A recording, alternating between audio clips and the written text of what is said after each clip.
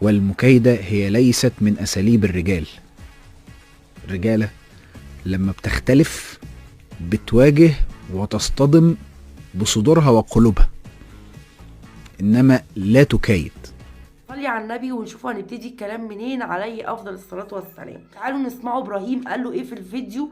وبجد انت ابن ناس ومتربي واحسنت في الرد يا ابراهيم، وامك امنا كلنا وتاج على راسنا. طرب ممكن يبقى في اي وقت يرد على اي حشره تغلط فيه عادي جدا يعني. امي اللي انت جبت سيرتها وشتمتها جزمتها برقبتك انت ومليار واحد من عينتك. اساءة جديدة من مرتضى منصور لابراهيم فايك. لو انتوا اول مرة تشوفوني يا ريت تحطوا لي لايك على الفيديو لو عجبكم، وتشتركوا في القناة وتفعلوا زر الجرس عشان يوصلوك كل حاجة جديدة انا بنزلها. الشخص سيء الذكر بذيء اللسان ابو لسان زفر، انما علشان الامر زاد عن الحد ووصل الى ما لا يطيق بشر. يا اخي انت بقى عندك 80 سنة يا اخي، بلغت من العمر ارذله، رجلك والقبر اللي زيك يا دوب يفكر في اخرته ويعمل له حسنات يقابل بيها ربنا. طبعا ابراهيم فايك مذيع معروف، وانا من الناس اللي بتتابع صفحته. قد ايه حد خلوق، حد محايد، انسان ابن ناس متربي بجد، وكان حسين الرد على مرتضى منصور. الحمد لله الواحد طالع من بيت متربي، الحمد لله.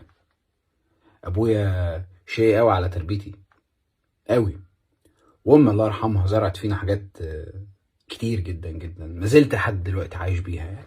يسلم البطن اللي شالتك، ويسلم الايد اللي ربتك وعانتك واهتمت بيك. وبجد بجد الاهانه اللي اهانها مرتضى منصور لابراهيم فايك هي اهانه راي عام.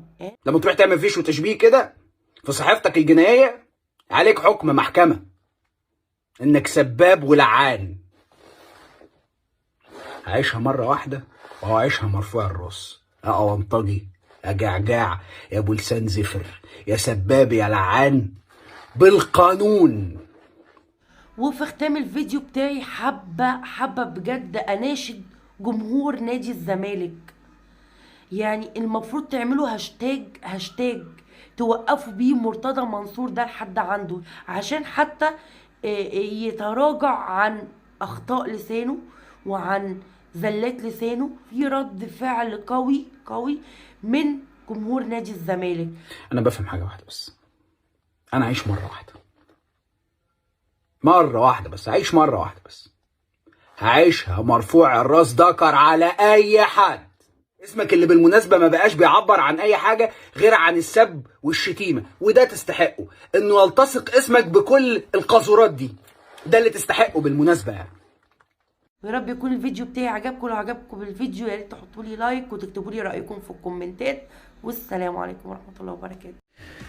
كلمتين هقولهم ومهمين جدا جدا، واتمنى ان هم يوصلوا لكل الناس في كل مكان، لان ده اول ظهور لي يمكن في برنامج على الهواء. كل الشكر والتقدير والاحترام لجماهير مصر بكافة انتماءاتها. شكر على كل كلمة كويسة اتقالت في حقي وحق اهلي اللي ربوني واللي تعبوا عليا. متشكر جدا جدا، على راسي على راسي على راسي. ومهما قلت مش هوفي حق مصر كلها في الكلام اللي اتقال. مش هوفي حد، مش هعرف اوفي حد حقه في الكلام اللي اتقال. فانا بشكر كل الناس، فعلا بشكر كل الناس. لو بايدي يعني الف على واحد ابوس على راسه كنت هعمل كده.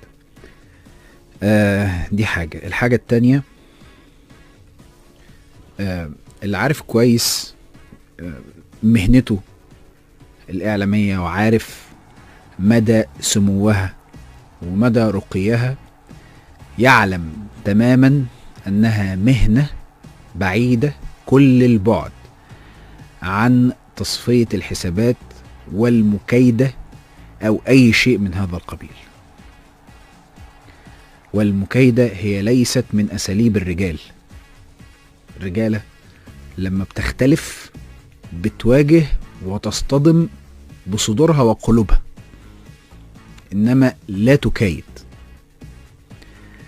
النقطة اللي انا عايز توصل لكل الناس في كل حتة، هفضل زي ما انا بنفس الطريقة بنفس النهج بنفس الاسلوب بنفس شغلي. انا لا اتأثر باي شيء ولا اتأثر باي خلاف او اي امور جانبية.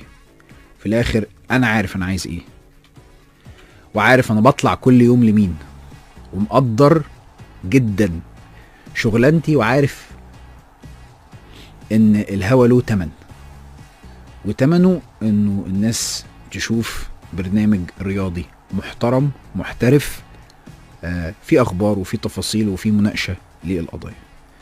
اتمنى تكون رسالتي واصلة. انا عمري ما اكون الشخص اللي في خلاف ياخد جماهير في السكة. كلامي موجه لجمهور الزمالك، حاشا لله ان اكون هذا الشخص، مستحيل. ابعد ما يكون عن شخصيتي وعن تربيتي، ابعد ما يكون ان انا انسى وظيفتي الاعلامية واحولها الى اي شيء اخر. فده عهد على نفسي انا قطعه من زمان جدا جدا جدا، والناس عارفة، ولكني اجدده مرة اخرى علشان يبقى واضح بالنسبة للناس. انا اسف ان اخدت منكم دقيقتين، بس هم مهمين جدا جدا للشرح وللايضاح، علشان يكونوا هم دول الميثاق اللي دايما بنتفق عليه.